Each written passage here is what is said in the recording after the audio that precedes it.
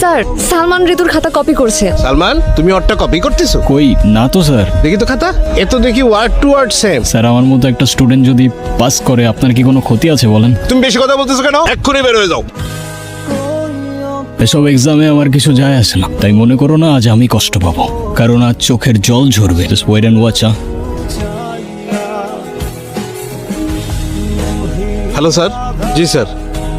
ওকে sir. হ্যাঁ sir, আমার খাতা। অ্যাকাউন্টসে গিয়ে টাকাটা দিয়ে আসো। স্যার আমার তো 100% স্কলারশিপ আছে। আজ থেকে নেই, অ্যাকাউন্টসে গিয়ে 45,000 টাকা দিয়ে ক্লিয়ারেন্স নিয়ে আসো। স্যার আজকের এক্সামটা আমি দিই স্যার। তোমাদের জন্য আমার কথা শুনতে হবে।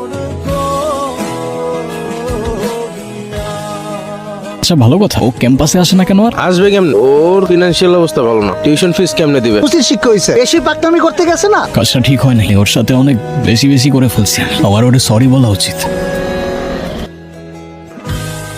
সাইবা, তুমি চলে যাও এখান থেকে। Saiba I am sorry. তোমার সরি দিয়ে আমি কি করব? আমাকে একটা চান্স তো দাও অ্যাটলিস্ট। আমার কারো দয়ার প্রয়োজন নেই, তোমার টাকা তোমার কাছেই রাখো। তোমার যে ক্ষতিটা করেছি সেটা শুধরে দিলে তো মাফ করবে আমাকে। তোমার স্কলারশিপ রিনিউ হয়ে যাবে, আই প্রমিস। বিনিময়ে একটু মাফ কি করা যায় না আমাকে? আচ্ছা ঠিক আছে, আমি ভেবে দেখবো। ওকে।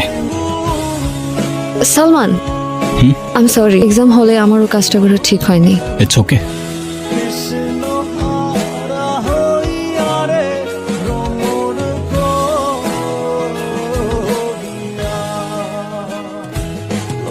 আর ওর নাম কি রাখবো জানো? কি? আয়াত। ওকে স্যার, এটাও লিখে রাখছি। লিখো।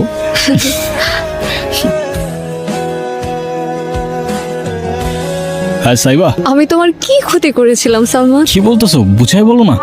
আমার বাবার ফাইলটা আটকে ফেলেছে, মা হসপিটালে ভর্তি। পেনশনের টাকাটা উঠাতে পারছে না, ওনার চিকিৎসাটাও হচ্ছে না। আরে আমি সত্যি কিছু জানি না, আমি বাবার সাথে কথা বলতেছি। পাপা ইন্টারন্যাশনাল ম্যাচ। তুমি এটা কি করছো? তুমি আমার লাইফটা শেষ করে দিতেছো। তোমার লাইফ আমি শেষ করছি না, ওই মেয়েটা শেষ করছে। ঋতু আমাকে সব বলেছে। মেয়েটার ক্যারেক্টার খুব খারাপ আঙ্কেল, জামার মতো বয়ফ্রেন্ড চেঞ্জ করে। ও টাকার লোভে সালমানকে ট্র্যাপে ফেলেছে। তুই পাপাকে এসব কেন বলছিস? আমি অনেক আগে থেকেই তোমাকে ভালোবাসি, ওকে তোমার আশেপাশে আমার সহ্য হচ্ছিল না।